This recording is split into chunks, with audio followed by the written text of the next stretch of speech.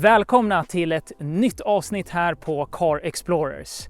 Det här är Renault Megane E-Tech. Renaults första helelektriska bil som bygger på en dedikerad elbilsplattform som delas med bland annat Nissan Ariya. Renault var ju väldigt tidiga i elbilsfären med storsäljaren Zoe. Men sedan halkade man efter lite till år 2022 då produktionen av Megane E-Tech påbörjades. Och det som har hänt nu nyligen är att Renault Sverige har även sänkt priserna på Megane E-Tech med upp till 80 000 kronor. Det här innebär att instegsvarianten kostar 399 000 kronor och för det får man en bil med ett 40 kWh batteri och en VLTP-räckvidd på upp till 300 km. Bilen vi har med oss idag, det är toppvarianten sett till allt kan man säga. Den har det större batteriet på 60 kWh. Den har en räckvidd därmed på upp till 450 km i VLTP. Och det har också den högsta utrustningsnivån. Och inte nog med det, också den kraftfullaste motorn med 220 hästkrafter. Och för den här bilen får man då betala från 499 000 kronor. Dagens test, det kommer att vara något annorlunda jämfört med våra vanliga provkörningar. Vi kommer att fokusera extra mycket på att räckviddstesta den här bilen. Testa laddning och generella intryck från provkörningen. Många har efterfrågat lite mer den typen av information. Så det kommer vi fokusera på idag. Självklart kommer vi gå igenom bilens exteriör och interiör, men lite snabbare och bara det viktigaste.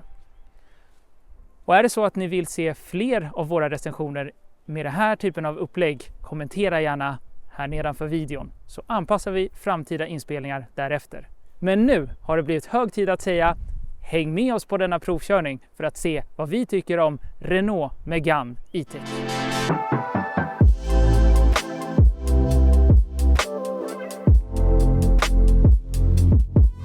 Innan vi går vidare med dagens provkörning och räckviddstest här med av Renault Megane E-Tech så vill vi som vanligt passa på att säga: är det så att ni gillar våra recensioner och provkörningar och vill se fler av dessa och stödja vår kanal, glöm inte då att prenumerera på kanalen Car Explorers.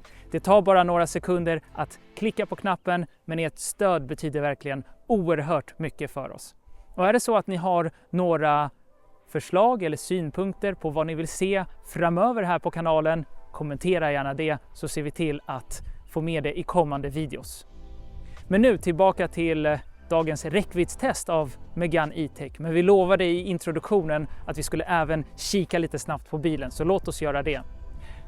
Och det första man kan säga är vilken fantastisk design man har fått till här med Renault Megane E-Tech. Den ser faktiskt väldigt bra ut från alla håll och kanter. Väldigt trevliga linjer och former. Titta bara på den här motorhuven och formerna vi har här. Det ser verkligen väldigt bra ut. Så ett stort plus redan här till Renault. Vi har ett ordentligt Renault-emblem mitt i. Vi har några smala strålkastare och så har vi varselljusen här på sidan som nästan ramar in bilen lite sportigt. Riktiga vents har vi här också, så det är inte bara för syns skull så att säga. Låt oss kika på bilen från sidoperspektivet.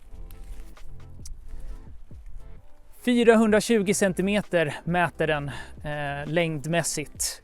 Vi har en laddlucka här framme.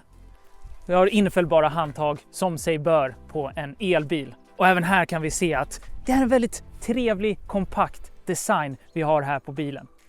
En annan sak värt att notera, bakdörren öppnas här är handtaget.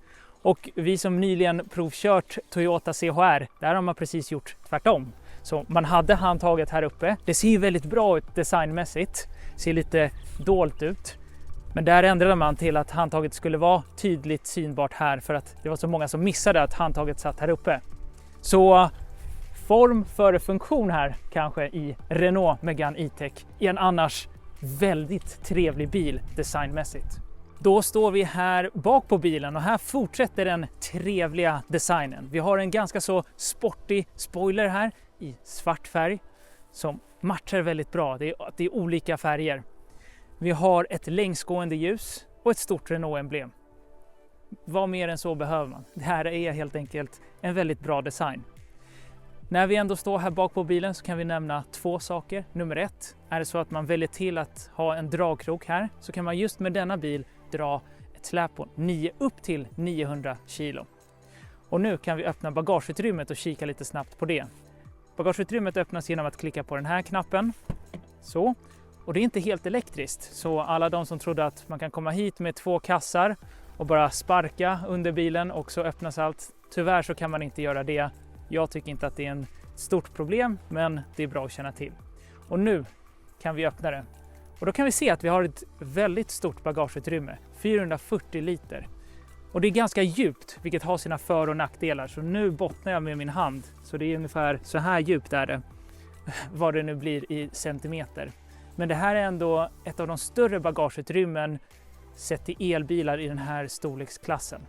Innan vi går vidare med dagens räckviddstest så tänkte vi passa på att nämna 2 saker som är ganska viktiga. Nummer 1, några fler parametrar så att ni kan kalibrera det här testet. Och nummer 2, lite om vår metodik här, hur vi ska gå tillväga med räckviddstestet. Om vi börjar då med parametrarna. Utöver det vi nämnde i introduktionen, det vill säga vi har toppvarianten med oss, 60 kWh batteriet och så vidare, så kan vi också nämna lite om däcken. Det är friktionsdäck här som vi har, 20 tums fälgar och däck. Och så har vi, nu ska jag bara dubbelkolla, 215/45, samma dimensioner både fram och bak. Det går att konfigurera Megane E-Tech med 18-tummare. Och då får man antagligen lite bättre räckvidd. Men den här bilen ser ju väldigt bra ut med 20-tummare. Så man kanske kan offra den extra räckvidden för att bilen ska se väldigt bra ut. Sett till externa parametrar, om vi tittar på temperatur. Den ska pendla mellan 8 och 11 grader. Vi tittade alldeles nyss, då var det 9 grader. Och sol, ja vi har lite sol. Men vi skulle kalla det här för halvmulet. Fåglarna kvittrar i alla fall. Och sist men inte minst vind. Ganska vindstilla, 3-4 meter per sekund. Och det är det kring parametrarna. Låt oss då prata lite om vår metodik här kring räckviddstestet. Vi kommer att testa bilen på 3 olika hastigheter. 120 km i timmen, 80 km i timmen och därefter en blandad variant. Och vi kommer att köra varje kategori i minst 50 km för att få ett bra snittvärde på förbrukningen och rapportera efter varje. Vi kommer också ha behagliga 21 grader inne i kupén. Vi kommer köra bilen i körläget Eco för att det känns mest rättvist när vi har ett räckviddstest. Och det är ungefär det som vi ville säga kring parametrar och metodik. Och nu vet ni det. Och då kan vi hoppa in i bilen och börja räckviddstestet med 120 km i timmen. Då har vi kört här i 120 km i timmen i lite drygt 50 km. Och vår snittförbrukning blev 21,4 kWh per 100 km. Tittar jag nu precis här i färddatorn. Den har pendlat lite mellan strax under 21 kWh per 100 km till strax över 22 eller lite drygt 22 kWh per 100 km på den här sträckan. Det här innebär att vi har en räckvidd på 280 km ungefär vid 100% batteri. Ett helt klart godkänt resultat. Det är klart att räckvidden blir ganska så begränsad i de hastigheterna, men helt klart godkänt. Vi ska även påpeka att vi har behövt frångå en av våra principer, det vill säga att vi ska vara i eco-körläget. För det gick inte alls så bra här att köra 120 km i timmen i eco-körläget. Det var väldigt svårt att hålla den hastigheten. Det gick inte heller att köra med farthållare, så vi har fått köra här i comfort. Annars har vi hållit kvar i våra principer om temperatur i pen och liknande. Och nu ska vi snart nollställa och testa hur det går i 80 km i timmen. Antagligen så blir ju förbrukningen självklart ganska så mycket lägre, men frågan är hur mycket lägre. Så det ska bli väldigt intressant att se. Och sist men inte minst, vad kan man känna här i 120 km i timmen? Och komforten, väldigt bra. Vindbrus, inte så farligt. Eventuellt att man hör lite väl mycket från sidospeglarna som är ganska så stora på den här bilen. Men i övrigt, helt klart enligt förväntan. Ganska tyst, en del vindbrus, men enligt förväntan helt enkelt. Då har vi kört nu i 80 km i timmen på en sträcka på lite drygt 80 km. Och om vi ska vara helt transparenta så fick vi en snitthastighet på 78 km i timmen. Och det beror på att vi kör en landsväg och då finns det lite rondeller och folk ska svänga på, köra på vägen och svänga av vägen. Så snitthastigheten blir då lite lägre än 80 km i timmen. Men vi hoppas att det ändå ger en bra indikation som om man skulle kört 80 km i timmen. Vad fick vi då för snittförbrukning på den här sträckan? Jo, 14,6 kilowattimmar per 100 km. Förvånansvärt bra faktiskt med tanke på alla omständigheter med temperatur, färgstorlek eller däckstorlek och liknande. Så ganska så imponerande. Det här betyder att vi har en räckvidd vid 100% batteri på 410 km. Också det är väldigt bra med tanke på just storleken på bil och storleken på batteriet. Sett till körkomfort, ja nu kör vi ju mycket långsammare än 120 km i timmen och nu har vi faktiskt inte samma problem med vindbrus från sidospeglarna. Så nu finns det faktiskt egentligen absolut ingenting att klaga på när det kommer till ljudnivåer från utsidan eller körkomfort eller liknande, utan det är precis enligt förväntningar. Det är en bekväm bil att köra och det låter inte allt för mycket från utsidan, så bilen är väl isolerad. Precis som det ska vara. Det här är ju trots allt en stadsbil, så det är antagligen den här hastigheten man kommer hålla i snitt för det mesta. Och det är nog så vi summerar vårt test här i 80 km i timmen. Ska vi ladda här? 300 kilowatt i kapaciteten.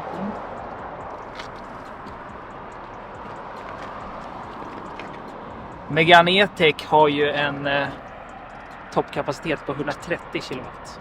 Vi ser. Men om vi kan se något här.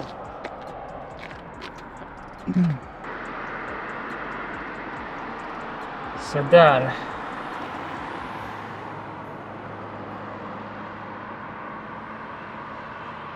Spännande. Nu klättrar det ganska så ordentligt upp här. Vi har förvärmt batteriet. Ja, nästan 130. Det är godkänt. Det är godkänt. Maxkapaciteten ska ju vara 130 enligt Renault själva. Vi klättrar sakta uppåt mot det. Här kan vi se det.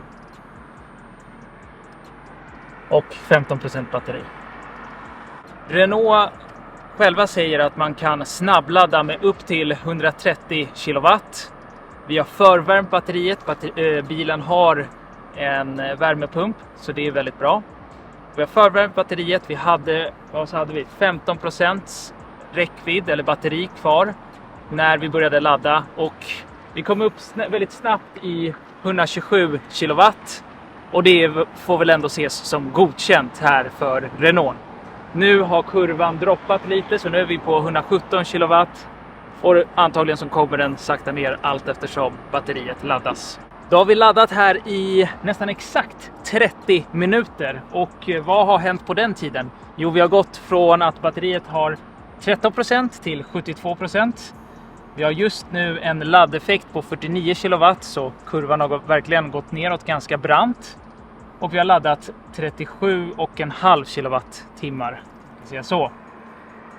Så förhoppningsvis några minuter till så har vi 80% batteri. Godkänt får vi nog ändå säga.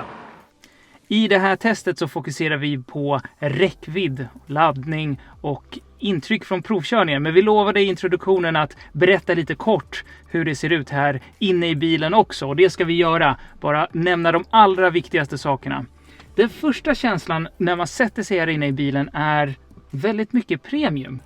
Dörrpanelen känns väldigt trevlig och behaglig. Många fina material. Träfärgat material här. Vi har också interiörbelysning som går längs med dörrpanelerna. Så på så sätt är det en väldigt bra känsla. Man ska dock ha i åtanke att det här är den högsta utrustningsnivån i Megane E-Tech som vi har här i bilen. Framför mig har jag en ratt som är mer fyrkantig än rund. Men jag har ändå ett väldigt bra, stabilt grepp här. Nästan lite sportigt. Jag föredrar en ratt som är helt rund och har en platt botten. Men det är mest en detaljkommentar. Bakom ratten har vi en massa spakar och reglage. Det är nästan så att Renault går precis tvärt emot det Tesla gör. Kanske har man till och med tagit deras spakar och reglage. Göteborgs skämt där på hög nivå. Nåväl, det som gör att det är så många spakar och reglage det är att vi har paddlar här bakom ratten som styr hur mycket regenerativ bromsning vi ska ha. Det finns 4 olika steg och 4 olika nivåer. Där den lägsta eller högsta, beroende på hur man ser det, är nästan en one pedal drive. Vi har även ett reglage här som styr, det egentligen sätter igång bilen och kan välja om vi ska köra framåt, neutral, bakåt eller park. Vi har även en knapp här på ratten där vi kan välja där det står Multisense av någon anledning. Det är våra körlägen så vi kan gå in på när vi kör bilen. Framför mig har jag också en display som visar det allra viktigaste. I dessa tider då allt fler antingen tar bort den typen av information precis framför en eller gör det väldigt litet, inga nämnda, så är det väldigt trevligt att kunna se vad man har för hastighet, kanske en kartvy också och även vad man har för förbrukning, vilket körläge, vad man har för räckvidd etc. etc. Så väldigt bra att ha den här vyn. Till höger har vi själva infotainment-skärmen och infotainment-systemet och det här är väl då standardskärmen eller hemskärmen om man nu kan kalla det så. Det ska sägas att det här infotainment-systemet är Android-baserat, vilket gör att till exempel Google Maps är som standard, vilket är väldigt trevligt. Men överlag så måste vi säga att vi är väldigt imponerade över det här infotainment-systemet. Dels så har det en väldigt trevlig och snygg design. Det är väldigt lätt navigerat. Till och med jag kan enkelt ta mig runt och hitta runt här i systemet. Och det är väldigt responsivt. Jag kan klicka runt hur mycket jag än vill utan att det hackar sig eller att det laggar på något sätt. Så väldigt bra jobbat. Och sist men inte minst, guldstjärnan. Vi har en mix här, en blandning av fysiska knappar och saker och ting som vi kan styra via själva infotainment-skärmen. Så här via de här knapparna kan vi bland annat styra temperatur upp och ner, fläkthastighet, uppvärmning av rutor och liknande. Det allra viktigaste, det som man använder oftast. Och via skärmen kan styra det andra. Helt perfekt mix. Under infotainment-skärmen har vi också plats för induktiv laddning av en mobiltelefon. Bra tanke, kanske inte den bästa lösningen för det är väldigt pilligt att få ut telefonen när man väl har placerat den här. Men tanken var i alla fall god. Här under har vi väldigt mycket förvaringsutrymmet i botten. Här kan vi förvara ganska många stora objekt och även en mugghållare har vi här nere. Här har vi ett armstöd och här sänks kanske den här fina premiumkänslan i Renault Megane E-Tech för den här den här armstödet sitter kanske lite väl löst för att kunna kalla sig en premiumbil. Men det är mest en detaljkommentar. Här under har vi 2 stycken USB-C-uttag och ett ganska djupt fack här för förvaring. 2 saker till. Sätena. Sätena är faktiskt väldigt trevliga, ventilerade och till och med i den här versionen så har de massage. Däremot så skulle jag säga att massagen känns ungefär lika mycket som om en myra skulle gå på min rygg. Så inte särskilt mycket. Men det är en fin tanke i alla fall. Så pluspoäng till sätena. Massagen kan bli kanske lite hårdare till nästa uppdatering. Och en sak till. Som många av er kanske har noterat så är bakrutan ganska liten. Så sikten är inte superbra. Speciellt när man tänker på att det finns nackstöd till baksätena. Men det har Renault såklart tänkt på. Så att vi har en vanlig backspegel. Men om jag skiftar så här. Då har vi också en kamerabackspegel, man kan säga så. Så det sitter en liten kamera i bakrutan, precis på insidan av bakrutan. Som visar oss vad som händer bakom oss. Väldigt smart. Så för att summera den här väldigt långa genomgången om interiören. Det känns väldigt premium. Det är bekvämt. Det är lätt navigerat och hittat. Det känns helt enkelt väldigt bra här i Megane E-Tech. Nästan så att vi skulle vilja säga att det här ska vara nivån en elbil ska vara på år 2024. Om alla företag, alla andra biltillverkare kan kika och sikta på den här nivån så kommer vi väldigt, väldigt långt. Många är inte där än. Så titta på Renault, alla andra. Då har jag hoppat in här i baksätet och som ni kan se så har jag faktiskt väldigt bra med utrymme för mina knän och ben till sätet framför och även gott om utrymme här för mitt huvud till taket. Och jag har då ställt in det här sätet framför som om det vore jag som körde. Och jag är då medellång, 1,77 cm lång och då är det inga problem. Pavel som är då drygt 1,90 cm lång, han sitter lite sämre. Så han slår emot det här sätet för då har han ställt in det precis som om han skulle köra. Men han har fortfarande lite utrymme kvar här för huvudet. Så på så sätt är det här kanske en bil som är bäst för medellånga och kanske lite till än väldigt långa personer. Något annat som inte är helt 100 det är stödet här för mina lår. Antingen är golvet för högt upp eller sätet för långt ner, vilket gör att mina lår är i luften. Det gör inte jättemycket, men det är kanske en förbättringspotential till kommande version. Något mer att nämna. Det hade faktiskt varit väldigt trevligt om man hade haft ett panoramatak. Speciellt när man sitter i baksätet, för det blir lite mörkt och trångt här. Det hade gjort att det blev en del bra ljusinsläpp här inne i baksätet. Så det om man hade fått önska. Annars är det faktiskt de två viktigaste punkterna är uppfyllda. Det vill säga utrymme för benen och knäna och utrymmet för huvudet. Så check på det. Då har vi hunnit köra Renault Megane E-Tech här i några dagar. Och nu kan vi summera vår körupplevelse här i bilen. Och det första man ska säga är att den är väldigt bra överlag. Det är väl det som är slutsatsen. Ett gott betyg för Megane E-Tech. Om vi börjar med de positiva aspekterna. Bilen väger faktiskt förvånansvärt lite drygt 1,6 ton. Och det är för att man har använt väldigt mycket aluminium och kolfiber säger man. Men jag antar att det är mestadels aluminium som har gjort att bilen inte väger lika mycket. Sett till acceleration 0-100 görs på 7,4 sekunder. Vilket kan låta som ganska lite när man jämför med andra elbilar som gör helt otroliga accelerationer. Å andra sidan så behöver man inte så mycket mer än 7,4 sekunder i den vardagliga körningen. Och bilen känns rapp faktiskt. Det känns som att det går snabbare och speciellt i 50 km i timmen och snabbare så är accelerationen väldigt bra även i komfortläget som jag är just nu. I sportläget är det ännu mer explosivt om man kan säga så. Så absolut inget att klaga på där. Styrningen är ganska så precis. Nu är jag i komfortläget, då är den lite mjukare. I sportläget är det nog så precis och direkt så som jag skulle vilja ha det i standardläget. Men det är återigen mest en smaksak, en detaljkommentar. Däremot så är kanske det fler personer än jag och Pavel som kommer klaga på bromsarna. De känns lite svampiga. Det är nog så med många elbilar att bromsarna, då försöker man ha lite regenerativ bromsning först och därefter kicka bromsarna in. Vi vet inte riktigt vad det är med dessa bromsar, men de känns väldigt svampiga. De känns som att de tar väldigt sent också och inte helt okej. Man lär sig efter ett tag, men det går att förbättra även i standardupplägget. Och något om körlägena. Vi pratade lite om att det finns ett sportläge, det finns ett ekoläge och det finns ett komfortläge. Och slutligen så finns det ett individuellt inställbart körläge. Och speciellt i sportläget, då blir den här bilen, trots sin acceleration på 7,4 sekunder 0-100, en väldigt rolig bil att köra. Den är liten, nätt och explosiv då i det läget. Framhjulsdriven. En väldigt rolig bil att köra helt enkelt.